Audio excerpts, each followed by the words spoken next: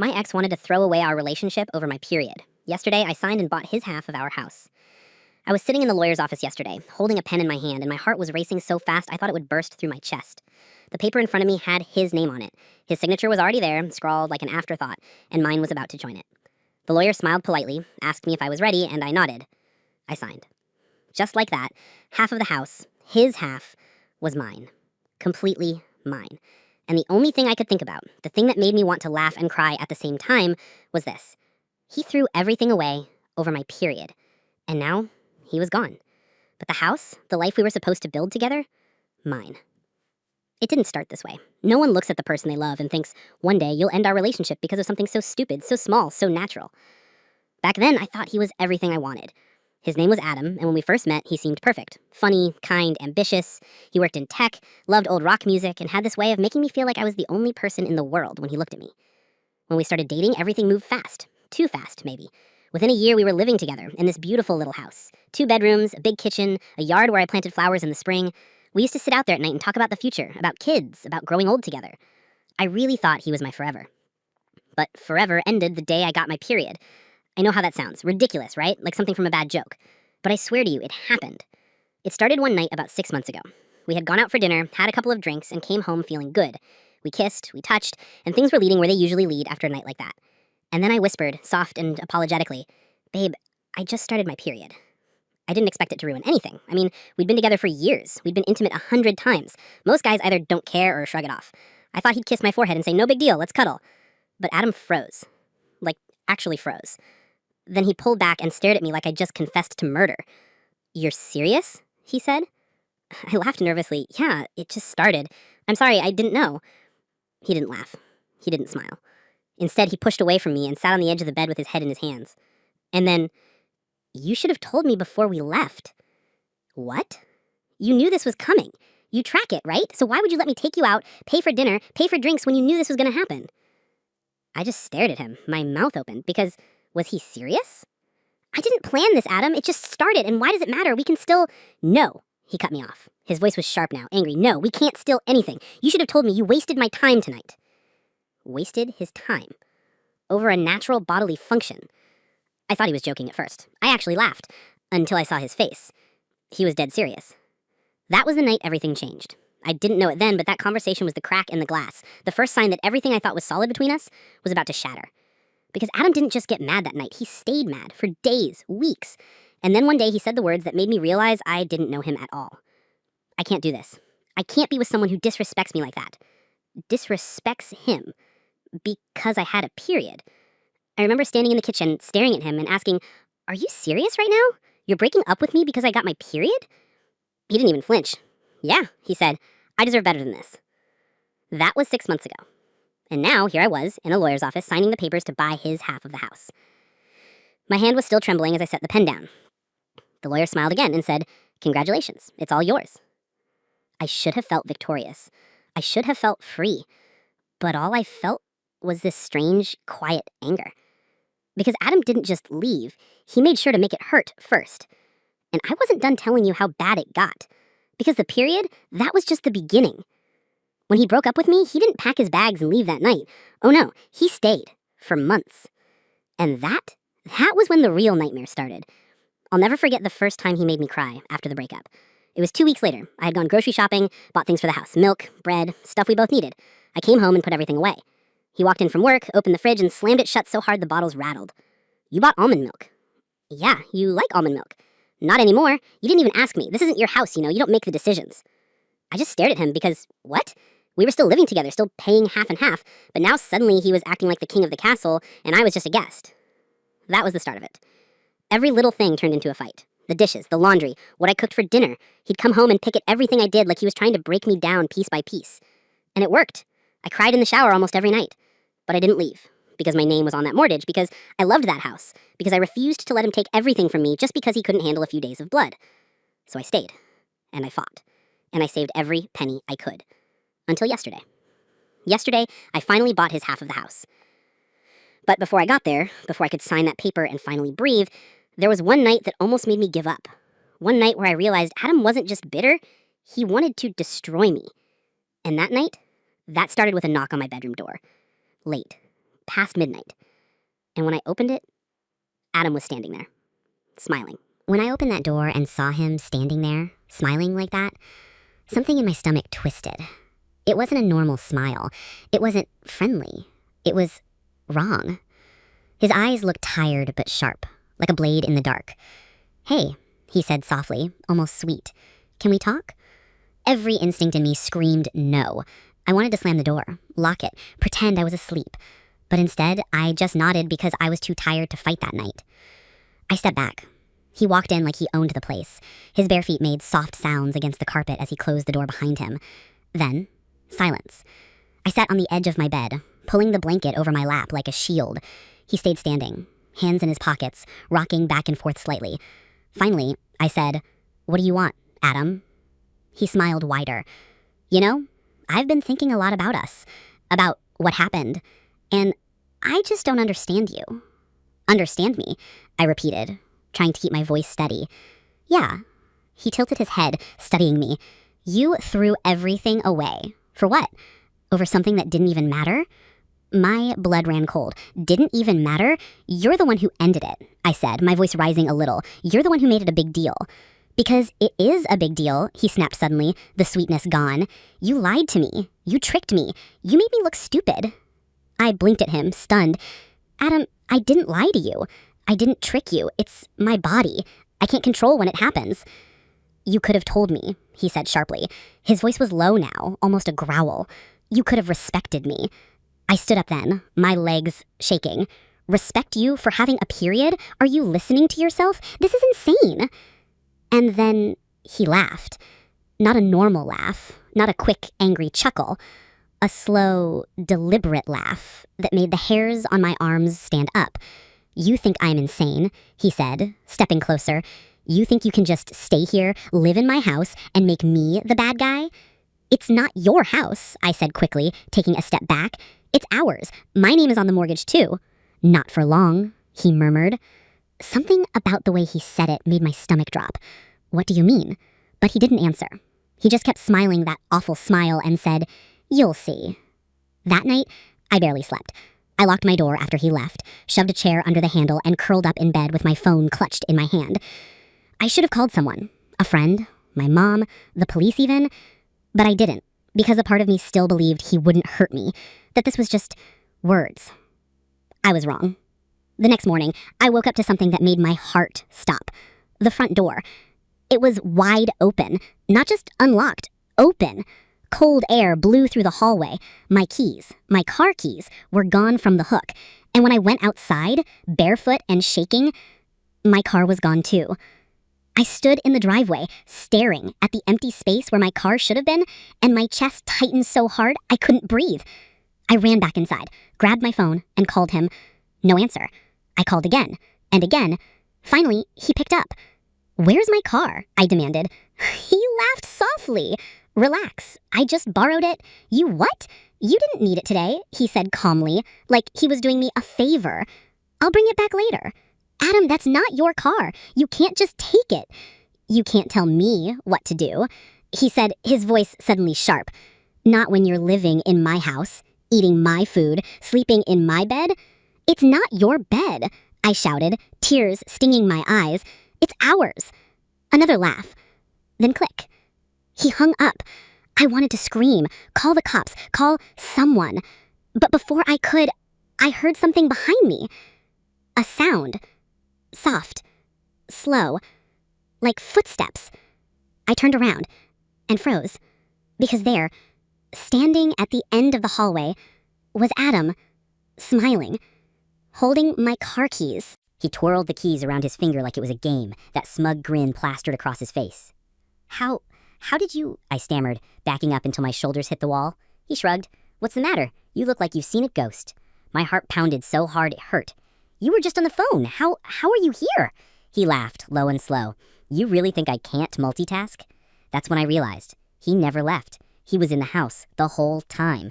"What do you want, Adam?" My voice cracked. "I just want us to talk," he said softly, stepping closer, face to face, like adults. "No," I whispered, shaking my head. "You need to leave." He tilted his head, pretending to think about it. Then he smiled wider. "No." Before I could move, he lunged forward and slammed his hand against the wall next to my head. I flinched, pressing myself flat against the wall. His face was inches from mine, his breath hot against my skin. "You think you can just replace me?" he hissed. "Kick me out of my own house? Make me the bad guy?" "This isn't your house," I screamed, shoving him back as hard as I could. He stumbled a step, then laughed again. That laugh? God, I'll never forget it. "You think you're so smart. You think you've got it all figured out, but you don't. You have no idea what I've done for you, what I've given up." I didn't answer. I ran. Barefoot, heart racing, I sprinted down the hallway toward the kitchen, grabbed the first thing I saw, a heavy cast iron skillet, and spun around, just as he came after me. "Stay back," I yelled, holding it up like a weapon. For a second, he froze, just staring at me. Then, he smiled. And slowly, deliberately, he sat down at the kitchen table. "What are you doing?" I demanded, my arms trembling under the weight of the skillet. He leaned back in the chair, hands behind his head. "Go ahead," he said, calmly. "Hit me. Call the cops. Ruin my life even more. I don't care." I hesitated, confused by how calm he was. That's when I heard the sound. Click. It came from the front door. I glanced toward it, and my blood turned ice. The deadbolt was locked. I looked back at him. He was smiling like a wolf. "You locked me in," I whispered. "Of course I did," he said softly. "We're not done here." I dropped the skillet and ran to the door, fumbling with the lock, but it wouldn't budge. It wasn't the normal lock anymore. It was a key lock from the inside. When did he change it? How long had he been planning this? "Open it!" I screamed, pounding on the door. "No," he said, simply. I turned around. He was still sitting there, calm as ever, like this was all some kind of sick joke. "You can't keep me here," I said, my voice shaking. "Oh, I can, and I will, because you're not going to ruin everything we built. You're not going to embarrass me like that, not after what you did." "What I did? I got my period. That's it. That's what all of this is about?" His face darkened. "Don't say that word." "What, period?" I screamed, throwing the word like a weapon. "Period, period, period." His jaw clenched so hard I thought his teeth would crack. He stood up slowly, his chair scraping against the tile. "You don't respect me," he said quietly, almost to himself, "but you will." I backed up toward the hallway, but he started moving too, slow and steady like a predator. "Adam," I said, my voice trembling, "don't do this." He didn't answer. That's when my phone buzzed in my pocket. A text. From him. I didn't dare look, not with Adam so close, but my heart leapt, because that meant I wasn't alone. Someone was trying to reach me. But then Adam's eyes flicked to my pocket, and he smiled again. "Who's that?" he asked softly. I swallowed hard. "Nobody." "Liar," he said sharply. Before I could move, he lunged and grabbed my wrist so hard I cried out. My phone clattered to the floor, and he kicked it away like it was trash. "Adam, please," I screamed, twisting and pulling, but his grip was like iron. "You're not going anywhere," he growled. And then he dragged me, down the hallway, past the living room, toward the basement door. "No, Adam, stop, stop!" I kicked and fought, but he was stronger. He yanked the door open and shoved me inside. I stumbled down the first step, catching myself on the railing. My heart was pounding so loud I could barely hear. He stood in the doorway, towering over me, smiling that awful smile. "You need to cool off," he said softly. Then he closed the door and turned the lock. It was pitch black. I couldn't breathe. I banged on the door, screaming his name, screaming for help, but there was nothing, just silence. Until I heard it. His voice, right outside the door. "You know," he said, his tone calm and almost cheerful, "I always knew you'd try to leave me one day. That's why I prepared for this." My blood ran cold. "What are you talking about?" I screamed. He chuckled. "You'll see," he said softly. "You'll see soon enough." And then footsteps. Fading away. Leaving me alone in the dark. At first, all I could hear was the sound of my own heartbeat hammering in my ears. Then the silence crept in, thick and suffocating, pressing against my skull like a vice. I slid down onto the cold concrete steps, wrapping my arms around myself. My breathing came in sharp, panicked gasps, fogging the air in front of me. It was freezing down here. My phone. I needed my phone. But it was upstairs, with him. I closed my eyes, forcing myself to think. Basement. There's gotta be another way out. Maybe a window. I stood slowly, feeling along the wall in the pitch dark. My fingers brushed against rough concrete, then old wooden shelves. Boxes. Tools. And then something soft. I jerked my hand back like I'd touched fire. No, it was just a rag, a piece of cloth. Except it wasn't. I reached out again, trembling, and felt it. Smooth. Round. And then my fingers sank into something that felt like hair. A choked scream clawed its way out of my throat as I stumbled back, tripping over something on the floor. I landed hard, my elbow smashing against the concrete. Pain shot up my arm, but I didn't care. I scrambled to my knees, my hands shaking as I fumbled along the floor for something, anything I could use as a weapon. My fingers closed around a metal pipe. Cold. Heavy. I gripped it tight, my breath ragged. And slowly, I turned toward the shape in the dark. I could barely make it out, but as my eyes adjusted, I saw it. A chair. And on it, a shape slumped forward, its head hanging low. "Oh my God," I whispered. It wasn't moving. I inched closer, heart slamming in my chest. Every instinct screamed at me to run, but I had to know. When I was close enough, I reached out with the pipe and nudged it. The head lolled to the side, and that's when I saw the face. Or what was left of it. Skin stretched too tight, eyes cloudy and pale, mouth frozen in a silent scream. It wasn't just a body, it was mummified, like it had been down here for years. And around its neck, a necklace. One I recognized. My mother's necklace. "No," my voice cracked. "No, no, no." I staggered back, clutching the pipe like it could save me. Tears blurred my vision. She didn't leave us. She didn't run away like he said. He killed her. He killed my mom. And then, footsteps. Above me. Heavy. Slow. Coming closer to the basement door. I bolted for the far corner, crouching behind a stack of boxes, just as the lock clicked. The door creaked open, spilling a sliver of light down the stairs. His silhouette filled the doorway. "Sweetheart?" Adam's voice floated down, calm and cheerful. "You still mad at me?" I gripped the pipe tighter, pressing my hand over my mouth from keeping from sobbing. "You know, you weren't supposed to see her yet. But I guess this works too." He reached the bottom step and paused, his head tilting like he was listening. I didn't breathe. "You hiding?" he whispered, grinning in the dark. "That's cute." And then he started knocking on the boxes, one by one. Thump, thump, thump, getting closer, until he reached the one right next to me. He raised his hand, and I swung. The pipe connected with a sickening crack, and he let out a guttural roar as he stumbled back, clutching his face. I didn't wait. I ran. Up the stairs, 2 at a time, my bare feet slipping on the wood. I could hear him behind me, screaming, cursing, the sound of his boots pounding after me. I burst into the kitchen, heart exploding in my chest. The front door was still locked. I grabbed a chair and slammed it against the glass. Once, twice, 3 times. It didn't break. "You think you can leave me?" His voice roared from the hallway. I spun around just as he charged. I threw the chair. It hit him in the shoulder, buying me 2 precious seconds. I bolted for the back door, grabbed the handle. Locked. "No," I sobbed, yanking, kicking, but it wouldn't budge. And then his arms were around me. He tackled me to the ground so hard, my head bounced off the tile. Stars exploded in my vision. The pipe flew from my hands. I screamed and thrashed, but he pinned me down, his weight crushing the air from my lungs. "You're mine," he snarled, his spit hitting my face. "Do you understand me? You're mine." I clawed at his arms, his face, kicking, biting, anything, but he was too strong. And then the sound of sirens. Both of us froze. His head snapped toward the window. Red and blue lights flashed against the walls. Someone had called the cops. But who?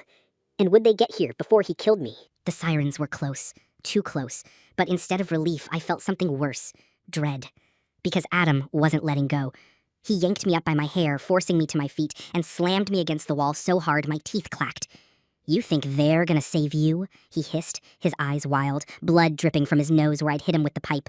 "You think anyone's coming for you?" I tried to scream, but his hand clamped over my mouth. His grip was like iron, his fingers digging into my cheeks so hard I thought they'd break bone.